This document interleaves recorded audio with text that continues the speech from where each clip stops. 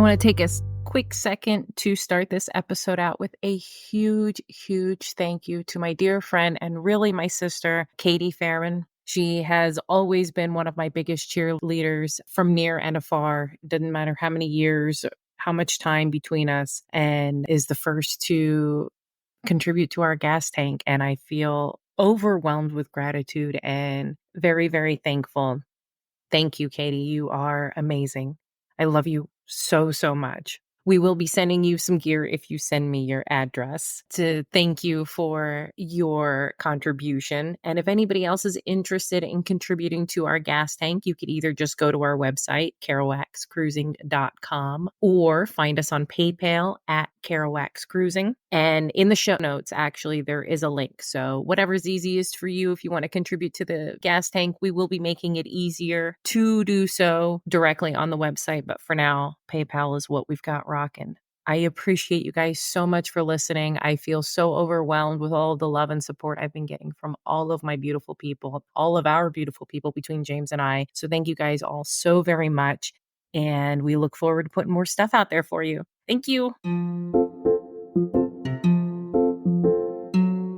Hi, folks. Thank you so much for tuning in. Here's a little heads up. This episode was recorded on location. Our editing software successfully removed the sounds of the wind and the tires on the gravel, things of that nature. However, in some instances, it did fade out our voice in the process. So there are a couple of imperfections. We appreciate your patience while we perfect our methods. Many people are unfamiliar with what dispersed camping is. Some people may refer to it as dry camping, off-grid camping, boondocking, primitive camping. As far as we're concerned, they're all words for the same thing. For James, the pups, and I, it is our preferred way of camping. And since it's going to be a large part of our experience, we wanted to give an explanation for the uninitiated. According to the National Forest Service website, dispersed camping is, quote, enjoying the solitude and primitive experience of camping away from developed campgrounds and other campers. Dispersed camping is the term used for camping anywhere in the national forest outside of a designated campground. Dispersed camping means no services, such as trash removal, and or little to no facilities, such as tables and or fire pits, are provided. There is extra responsibilities and skills that are necessary for dispersed camping. It is your responsibility to know these before you try this new experience. End quote. So, if you disperse camp, there are several things you should know before you go. You need to bring with you everything you need to enjoy your stay. So things like something to go to the bathroom in, water to drink and put out your fire, trash bags for all of your garbage so you can take it with you when you leave, tables and chairs for enjoying that outdoor space and eating. Public land does not always mean that camping is allowed. In many cases it does, and things tend to change frequently. So you always want to check the websites for the areas that you're exploring. Pack it in and pack it out, period.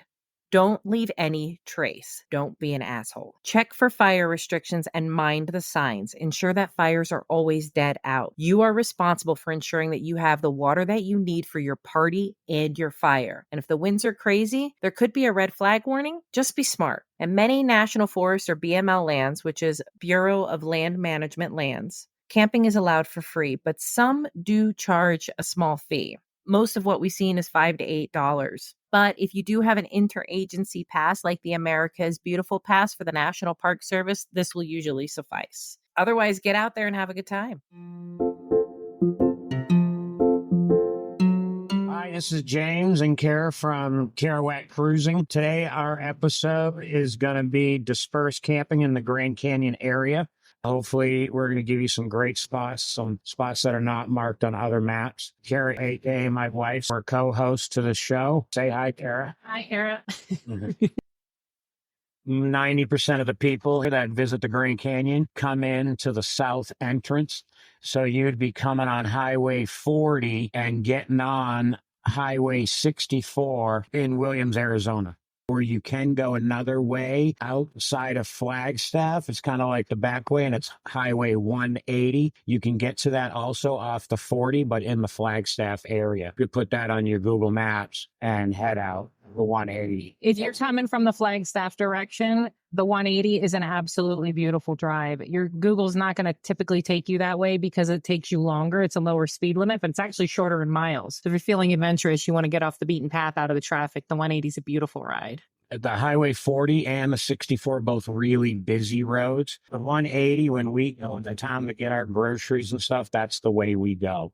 It's a great ride. Our first dispersed camping, which we believe is the best camping to visit the Grand Canyon and the surrounding area, is Fire Service Road 320. It's about 50 miles from Highway 40. So when you get off that exit, you're going to travel about 50 miles. And it's going to be a right-hand turn, and usually a guy selling beef jerky right there. It's mile marker 224. It's right there. You take the right. You go over the cattle guard, and when you get over that cattle guard, on the right-hand side, there's an information board. It's going to give you a map of Kaibat National Forest, but it's also going to explain dispersed camping. You can disperse camp for free for 14 days. It's pack in, pack out, so please do that. You travel down this road just 0.3 of a mile, and you are going to get into some good campsites. You take that left right there, and you're going to follow that down, and there's at least 7 campsites as you travel that road.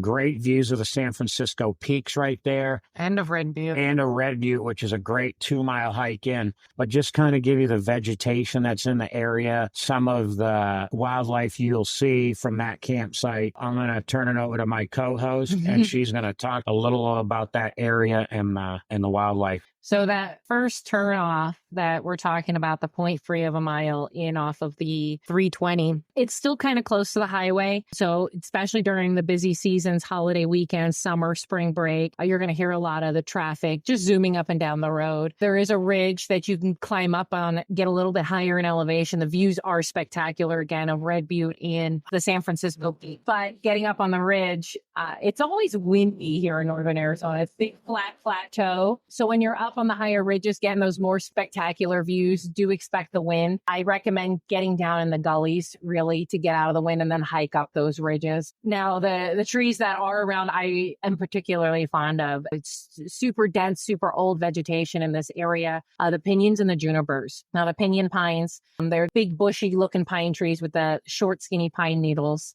Those guys can grow up to 50 feet in height.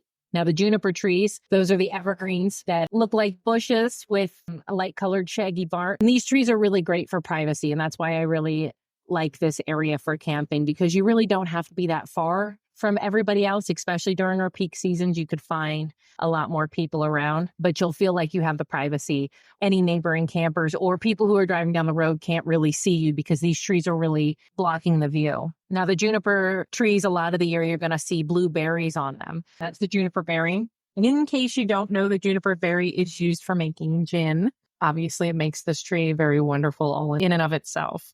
Other than that, some of the wildlife you have to worry about, we do have elk and deer. When you're walking through, actually hiking around in this area, you'll more than likely see elk tracks. And those elk, I mean, they're huge animals. The males can grow up to 1,500 pounds. You got mule deer, and then you've got things like bobcats and mountain lions. Now, in general, those animals are very skittish towards people. They want nothing to do with people at all. I wouldn't be worried about that safety-wise. For letting your dogs free range, that's going to depend on how your dogs are. If you've never let them free range before, let them run around and play, I would be a little bit more concerned, keep a close eye on them. But those animals are primarily active at night anyways, and we bring our dogs in at night and lock them up. Even in a tent, they come in the tent with us to it. Yeah. Sweet. Yeah.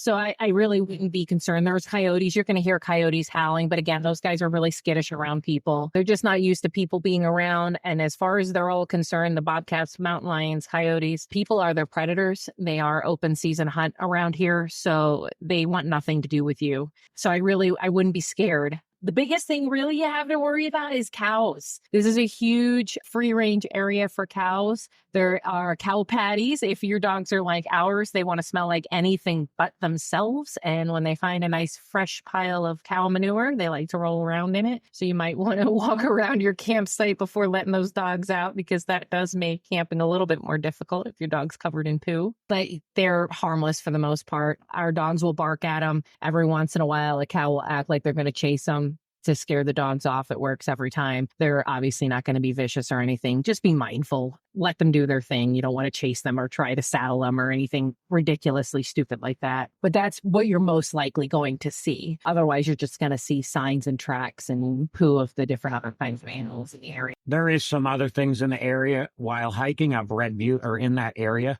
you will have rattlesnakes at certain times of the year. When it's super hot out, they will be active. So be mindful of those. There's lizards, scorpions in the rocks. So it is still desert. It's just high desert. Oh. Rattlesnakes are very few and far between. Same thing as scorpions. Didn't we run into goats on the Red Butte Trail once? With like wild goats or mountain goats? They weren't bighorn sheep, but they were goats. Yeah. So I don't know if somebody's got free range goats in the area or if there's somebody's goats who got loose and now are just wild. But we definitely ran into a herd of goats once on the trail.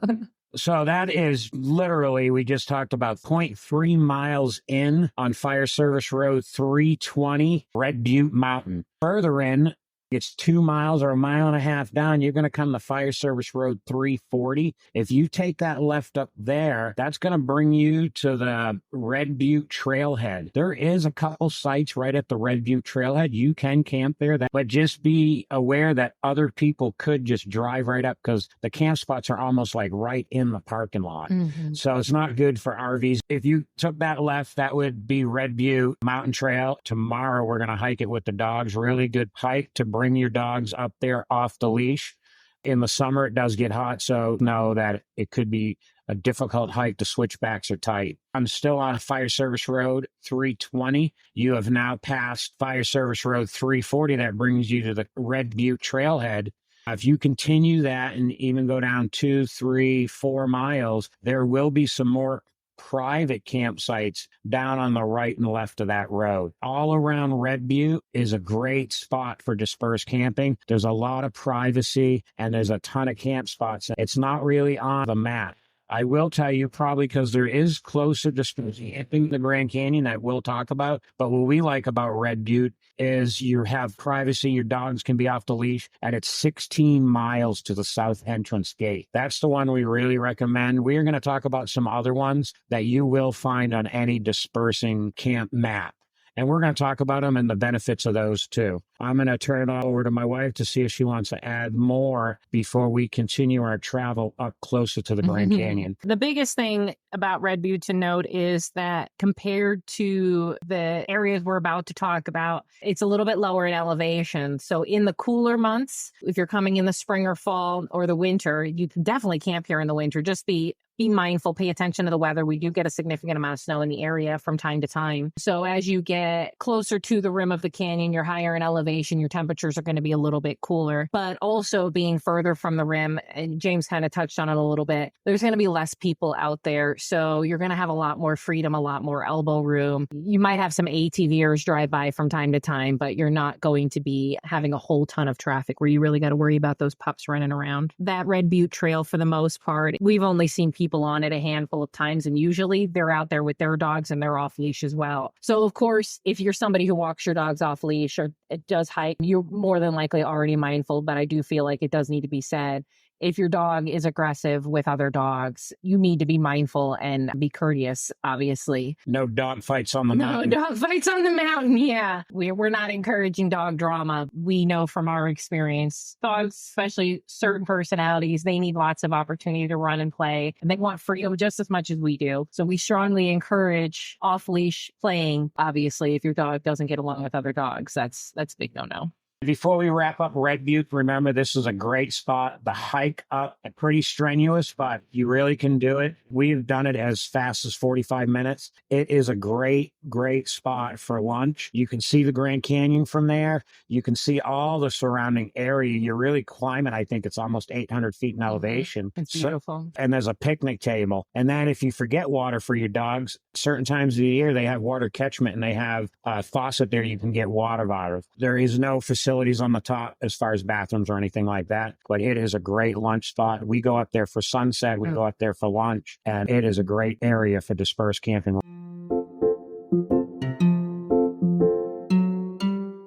So we just left Fire Road 320. We literally drove about 6 more miles closer to the Grand Canyon, so heading north. And you're past 2 fire roads in this time. Both of them do have dispersed camping. There's one on the right, one on the left, and I think there's even another one a little closer on the right. But they're not really great. You're going to need a high clearance vehicle, and one of them has a gun range on it. And the 305 specifically, we like to avoid because there is a uranium mine on that road. We don't figure you want to be taking out with uranium on your vacation. At the end of that road, there is a uranium mine. So we're going approximately 6 miles from Fire Service Road 320. And there's going to be 2 roads right there. The one that we like is taking a right, pretty well marked, mile marker 232. As you drive out to Fire Road 688, there was a ton of off little roads like 688B, 688D, 688E. And as you climbed up in elevation from Red Butte, the experience and the trees are much different than what you experienced at Red Butte. The campsites down there, you're going to find them on both sides of the road the whole way. Some of them are going to have fire pits. Some of them you're going to be able to drive into the woods a little bit with a 30, 40-foot camper. Some of them are only going to hold a 20-foot camper or RV. High clearance is recommended in certain parts of the year. If you're coming here in the winter or you're coming out here in monsoon season, it could be muddy, but great spots for campers, RVs, vans. You just want to realize that it could be muddy. You're going to know right away. As soon as you venture down that road, just know that if it gets muddy, to turn around. Now you're getting into the ponderosa pines. And like James mentioned, it's very different vegetation for what you saw with the pinions and junipers. So these are big, tall, skinny pine trees. They grow up to 200 feet in height. And especially off the 688, this is a very clean forest. There's very little debris on the forest floor. They come to controlled burns. So you can see for miles underneath these trees. The nice thing about those big, tall trees is that you're losing privacy, but you're gaining shade. And you're also a little bit higher in elevation. Temperatures are a little bit cooler. They say in the region to estimate for every 1,000 feet an elevation change, it's a 5.5 degree difference. You're only talking a few degrees here and there, but when you're in the 90s, a few degrees can make all of the difference. If it's a super windy day, the ponderosa pines also have a better tendency of blocking the wind. When you're deeper in those trees, as opposed to the pinions and junipers, the wind seems to go up and over those shorter trees, whereas the ponderosa pines really seem to filter them out. So just keep that in mind, depending on what the conditions are when you're coming to camp, really could dictate what is going to be the most comfortable camping for you. So from Fire Service Road 688, you're looking about 8 to 10 miles to the south entrance. On both of these routes that we just talked about, Red Butte or Fire Service Road 688, you're going to come out, you're going to head back north, and you're going to be heading straight for a little town called Tucson that has the helicopter tours, plane tours, bunch of hotels, and restaurants. Now you're getting a little closer to the Grand Canyon, and then you're going to come to the airport where they have those tours, and you're going to come to a roundabout. Around that first roundabout to the right, you're going to come to Fire Service Road 302. That is another great dispersed camping spot. It is literally on the edge of that town of Tucson where all the restaurants and hotels are. That is literally 3 miles to the gate. So you're going to take a right after the roundabout.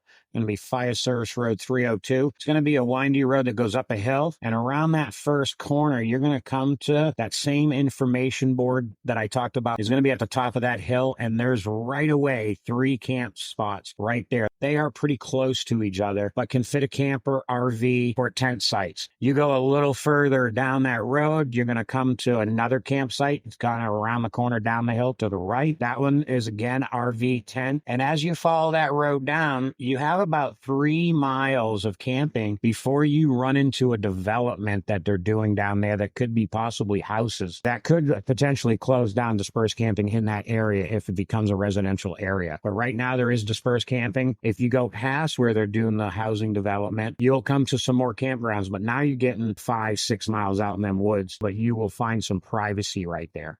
One of our favorite spots out there. If you keep going down 302, you'll come to an intersection where you can either keep going straight or to the left. And if you go straight, you'll see some mounds of dirt. And that's actually surrounding what we call tanks in this area. And they're basically man-made watering holes, both for the free-ranging cows and for the elk and deer and things like that. This one in particular, every time we've gone out there, is pretty clean. So not a whole lot of cow manure around. In the hot summer months, it is a great spot to take the puppies swimming. We'll go ahead and find it on the map and pin it on our website for you. I'm glad you said the pinning thing. We are on our website. We'll have these areas pinned. So it's going to get you there. And then you're just going to have to find your campsite that you want. If you come earlier in the week, you come in for 7 days, you come here Monday, Tuesday, Wednesday, more than most likely, you're going to have the pick of the litter. You show up on Saturday afternoon and you think you're going to get a spot in the busy season. A lot of these sites could be taken. But there is many free camping sites around the Grand Canyon area. We're going to move on to some more roads. This was special to us because of the Ponderosa Pines. There's the tank down there that we can bring our dogs swimming. You're more likely in these areas to see the elk and the mule deer. They're in this area, the 688, a lot. Really, some really big bulls. That's about it for that area.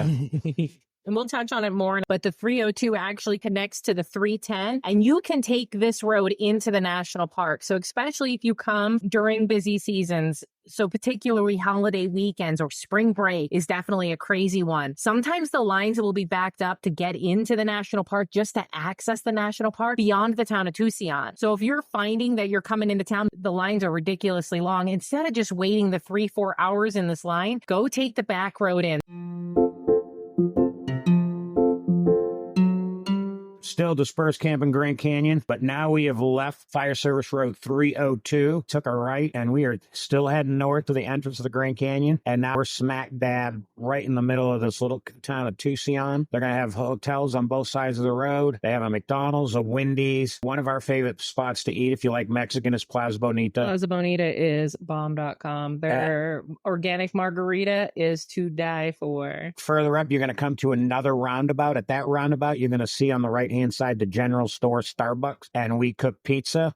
The pizza and wings there are really expensive. Everything in Tucson is expensive. You're paying one of the 7 wonder of the world prices in this area, but their famous wings are delicious. The McDonald's is the most expensive McDonald's in the U.S. Just to give you that, it's actually cheaper tax and a little cheaper inside the park to eat, and they do have quite a bit of choices. Yeah, the Park Service tends to cap prices. They cap the prices. They're controlled by Park Services. So then you're going to go around that roundabout. Now you're coming really close to the entrance. Busy times of the year, this could be blocked. This could be straight up, you're waiting in traffic to get to our next dispersed camping spot, which is within a mile of the entrance gate, is Fire Service Road 328. Now, this is probably our least recommended dispersed camping for you. If you come on the off season, hey, go to that spot. But if you're coming here in the summer or spring break, that is a well-known camping area, and that road is super busy with ATVs, side-by-sides, and you can't even camp until you get a quarter mile in off the 328. You have to get past where the horseback riding is. So you have not only the horseback riding tours, you have safari tours that drive through. You also have ATV tours. Now, if you're interested in an ATV tour, you can get one of those at Grand Canyon ATVs. You pick those up at the airport. A lot of fun, but they go right through this road. So you got a lot of noise, a lot of people, and a lot of people who live in the national park to avoid the traffic around the gate leave through this road. So there's a lot of traffic here. They sometimes close that road if there's too much snow and it's unpassable. So you really want to check the weather. Always check the weather before coming up. We've had a mild winter this year. We've been out on that area, and it's great right now. I would love to go camping out there, and we didn't see a person out there. Our dogs ran around. It was great. But be aware, certain times of the year, certain times of the winter, we do get a significant amount of snowfall in this area. Again, what I like about this area, just the landscape of the area, and they have an abundance of trees and junipers plus pinyon pines plus the ponderosa and the gamble oak. Them are the 4 main trees. There's the 4 only trees. This is the only 4 trees we have up here. Yeah, them are the native trees. Okay, so we talked about the 688, we talked about the 302, and we just got done talking about the 328, all very close in proximity to the Grand Canyon. The 328 is literally, if you go back out the way you came, it's a mile up, and you're going to enter into the Grand Canyon National Park. Our last spot for dispersed camping we're going to talk about, this one's going to be kind of lengthy because there's a lot out there, and it's a couple different ways to get there. So now we're going to go to Fire Service Road Road 310. Kara touched on it a little bit when we were talking about the 302, but you'll be going out. They call it the East Rim Drive. After you enter in the Grand Canyon, you're really just going to stay on the 64, and you're going to head east like you're heading to Page, Cameron, Lee's Ferry, the North Rim, and halfway down the 64 on this corridor, you're going to come to the Fire Service Road 310 off Highway 64, and you can actually put that in the Google Maps and it'll get you out there. The other thing I wanted to mention, if you're coming in from Lake Powell, Page, Cameron area, and you get to that east gate, this Dispersed camping is 12 miles from East Entrance Gate. So it's really close to that gate.